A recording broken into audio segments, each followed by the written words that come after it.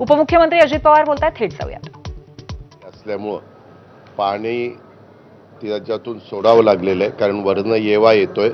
ज्यावेळेस धरणात येवा येत असेल त्या पद्धतीनं पाणी आपल्याला सोडावं लागतं आणि ते पाणी सोडल्यामुळं पुण्यासारखं आणि पिंपरी चिंचवडसारख्या दोन्ही शहरामध्ये मुळा आणि पवना ह्या नद्यांच्या बाजूला पाणी यायला लागलं आणि त्याच्यामुळे काही लोकांना तिथनं आपण स्थलांतरित केलेलं आहे.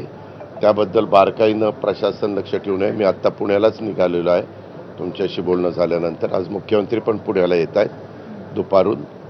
पुण्याला एक फ्लायओव्हरचं पण उद्घाटन आहे आणि MKCLचा पण एक कार्यक्रम आहे.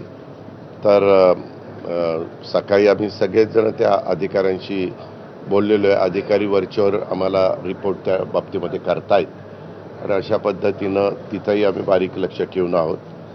अशा प्रकारे काही काही ठिकाणी पाण्याची पातळी वाढते, परंतु तिथं दिवस असल्यामुळं कुठली अडचण येणार नाही ह्याबद्दलची खबरदारी आम्ही सगळेजण घेतो. अगदीच आम्हाला जर शंका आली प्रशासनाला तर आम्ही ताबडतोब त्यांना स्थलांतरित करतोय.